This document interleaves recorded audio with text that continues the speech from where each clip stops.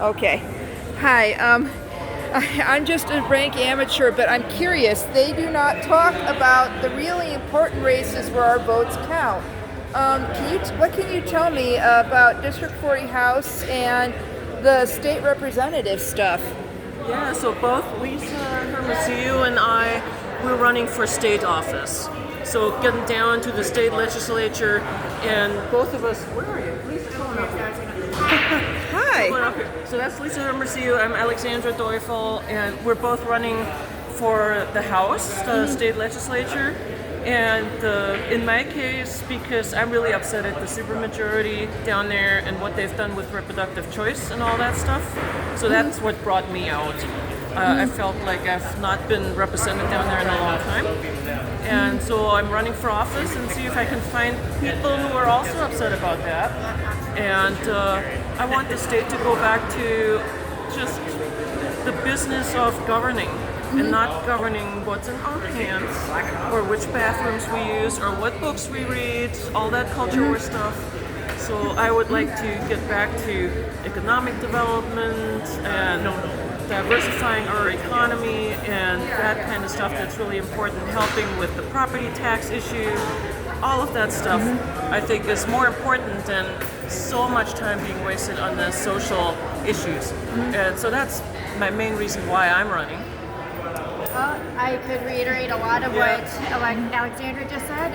For me, I want to address the childcare issue, property taxes, really focus on addressing the mental health issue that we have going on in Minot. We have an increase in influx of crime that's often related to alcohol and just really kind of getting down to the root problem with the drugs as well, but I felt compelled to run as well because I have young kids who I'm quite honestly a little worried and concerned about their future, and especially the direction and the way things are going right now. So I want to set the example to my kids, and also I want to see a lot of Democrat representation on the ballot. So I'm very proud to have stepped up, and I'm so glad that Alexandra did as well. We're both very fierce. We're determined to see change, and we're gonna win this. So. You mind me asking? You said mental health issue in Minot. Oh, absolutely, yes. So if you even take a look at, not just our news, but in the Minot Whiners and Complainers page, you'll see a lot of stories stemming from alcohol-related accidents, shootings. We've had an increase in crime with guns.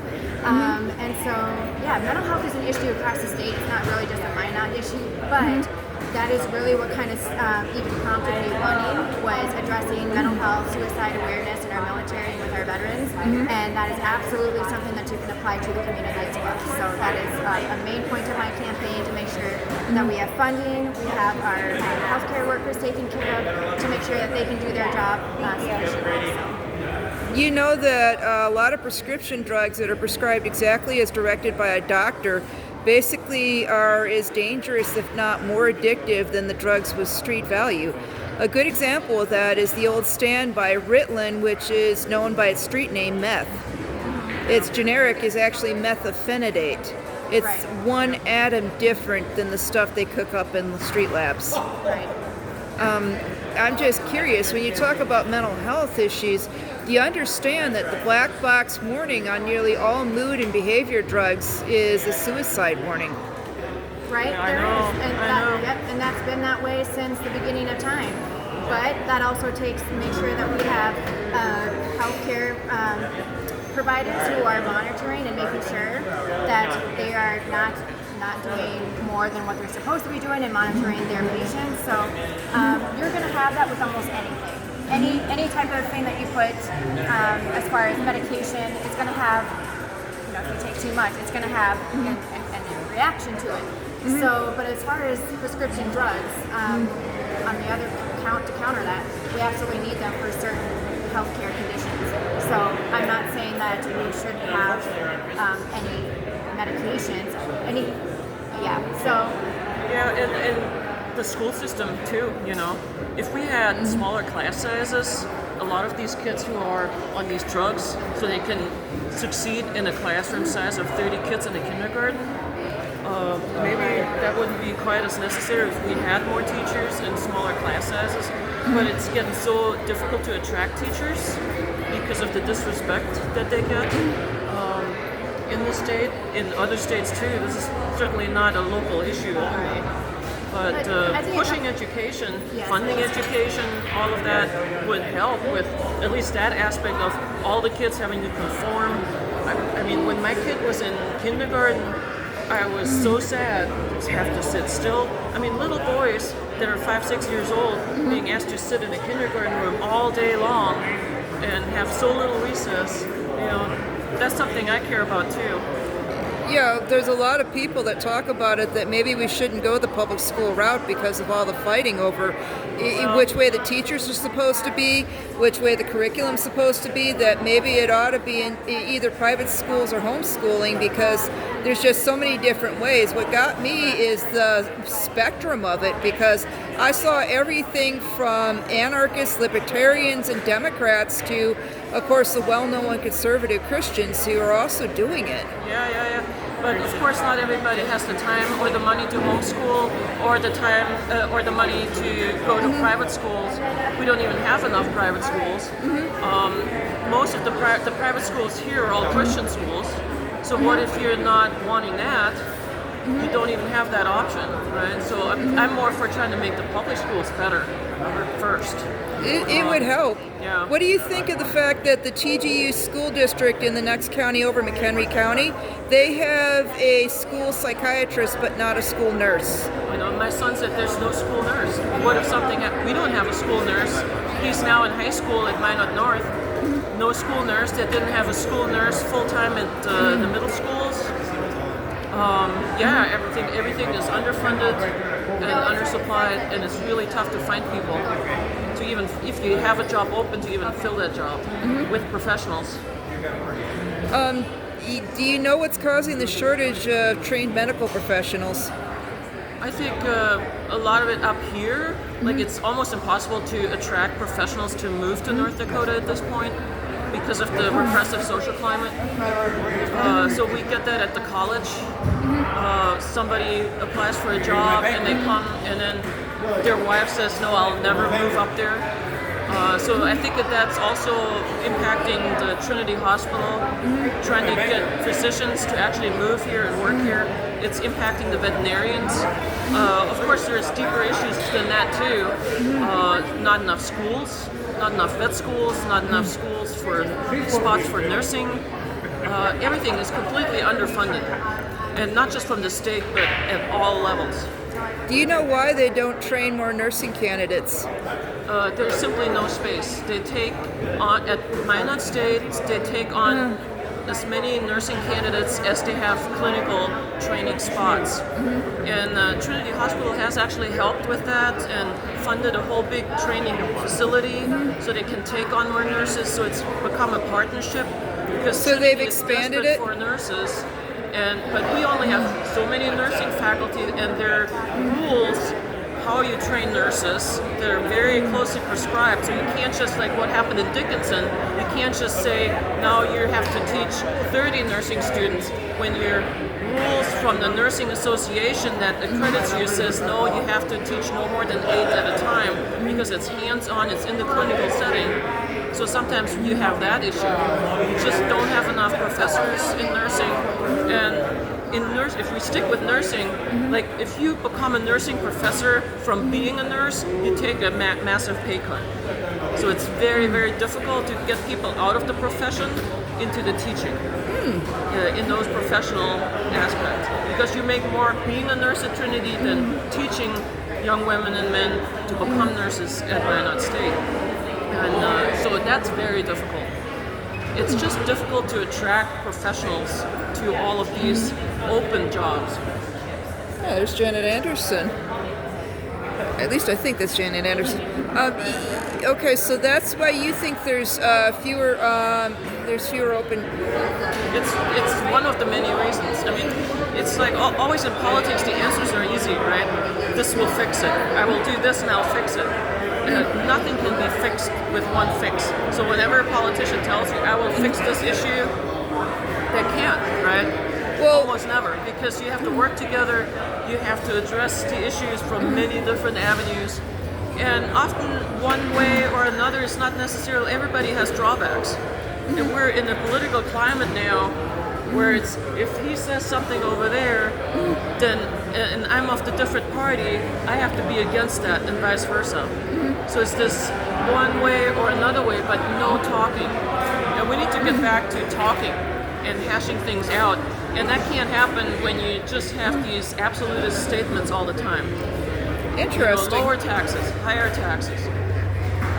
Sometimes lower taxes are good the way you put them. Sometimes higher taxes are necessary the way you put them. So the easy answers is the death of politics, I think. Pretending that there are easy answers. There aren't any. True. That's a good point. I'm just interesting observation. It seems like 100% of the spots for any medical course are always filled.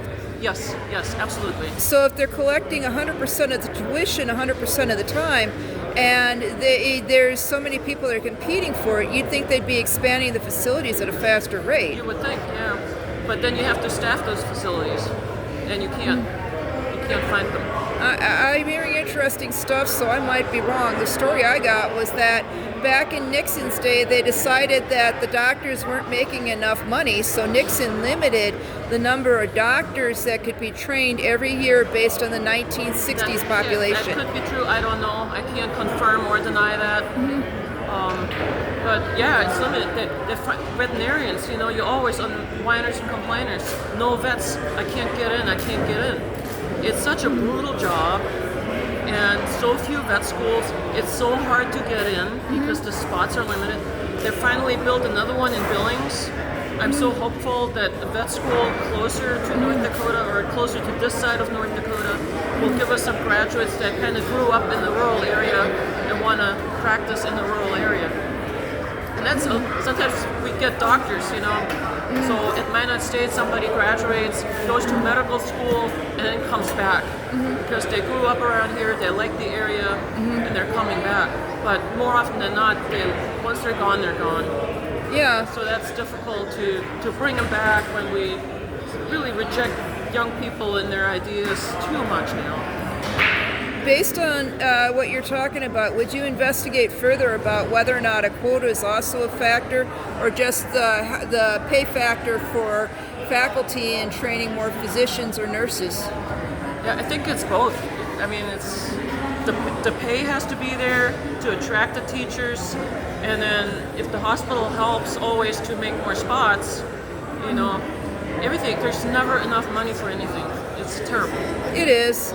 I don't know what to tell you, because I know the market has some factor in it, so do people's consciences, and I want to be careful not to whip a dead horse, because neither one of us have practiced medicine to my knowledge. No, right, yeah.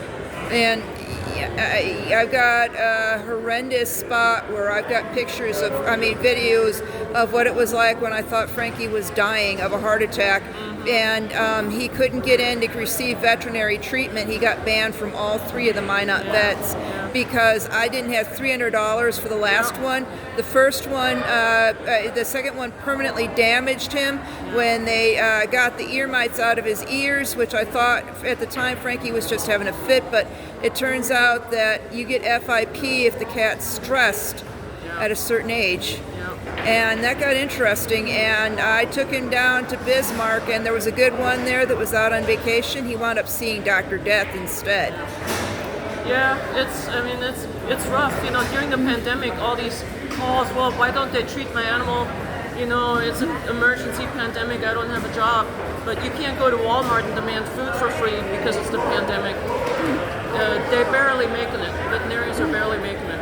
These offices. I keep getting told people are barely making it, but then I keep seeing them driving around in new cars, and I'm seeing the ones that are barely making it going out on the streets. There's quite a disconnect. That was actually something else that was intrigued me. I noticed that you were talking about property taxes.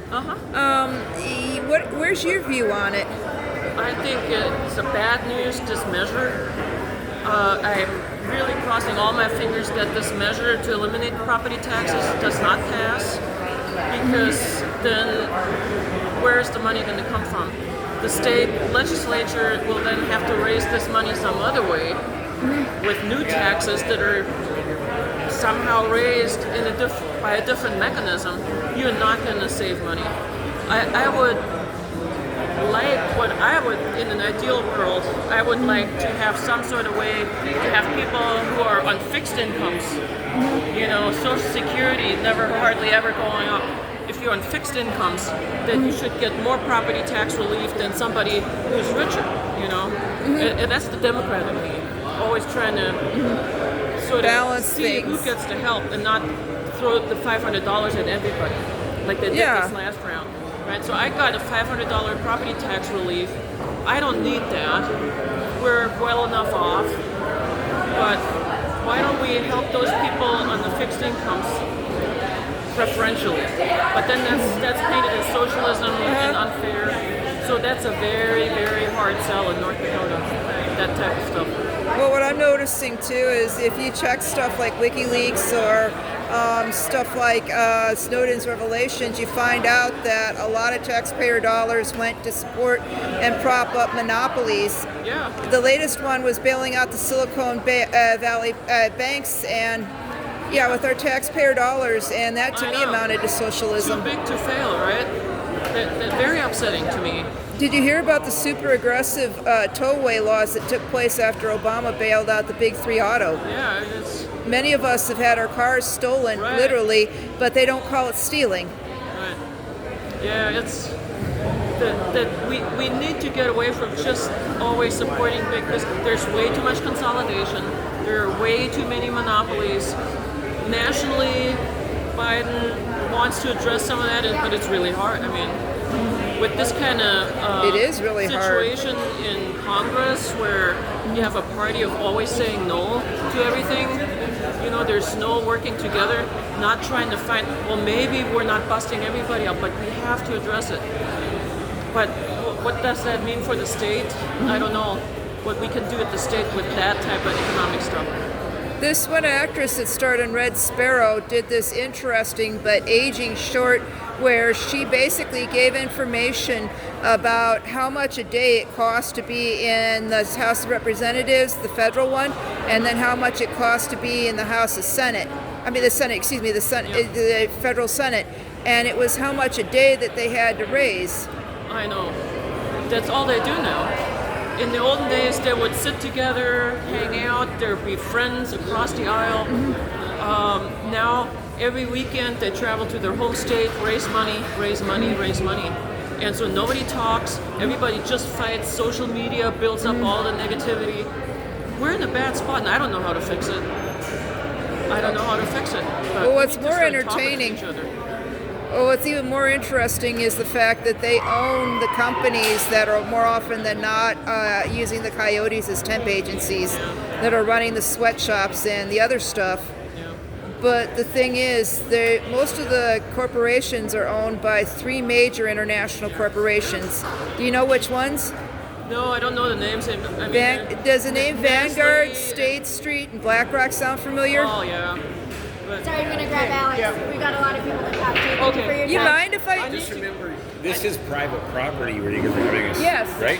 Yes, I talked to both the owner and them. Hi, Josh. I thought you were Josh. No, not Joe.